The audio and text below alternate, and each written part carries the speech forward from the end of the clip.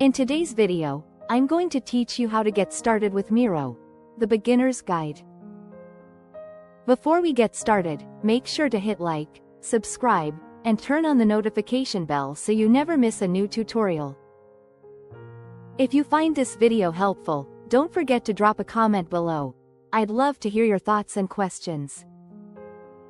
Miro is a collaborative online whiteboard designed to help teams ideate, plan, and manage projects visually. At the heart of Miro is the infinite canvas, your flexible workspace that never runs out of room. You can zoom in and out with your mouse wheel or trackpad, or use the plus and minus buttons in the bottom right navigation panel. To move around without selecting anything, switch to the hand tool with the H shortcut and pan across the board smoothly. This makes it easy to explore big picture layouts and then dive into details without losing your place. On the far left, you'll find the vertical toolbar, your main toolkit for building content.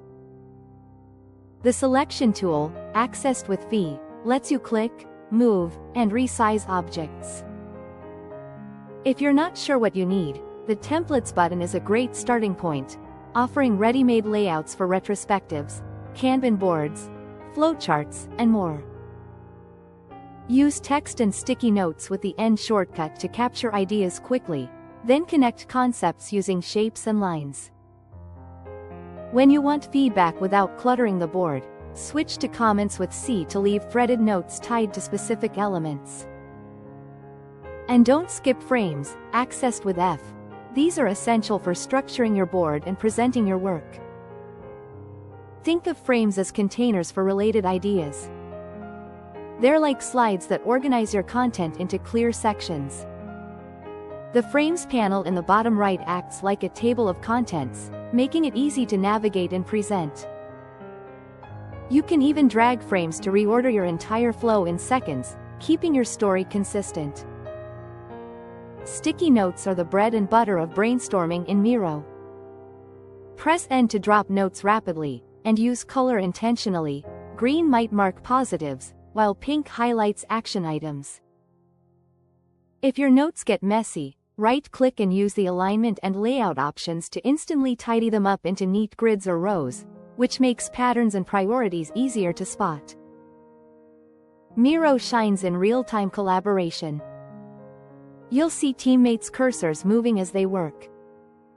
During meetings, click a teammate's profile picture in the top right to follow me and view exactly what they're discussing. For feedback that needs resolution, stick with the comment tool instead of adding extra text boxes. Finally, manage your board with the share button in the top right. Invite people or create a link with precise access levels, view, comment, or edit. To prevent accidental edits, right-click important elements and lock them.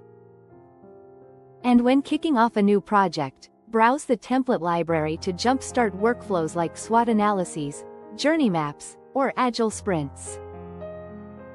With these fundamentals, you'll go from exploring a board to confidently building one. If this tutorial helped you, give the video a thumbs up and share it with someone who might need it. Don't forget to subscribe for more productivity tips and Notion tutorials. Thanks for watching, and I'll see you in the next one.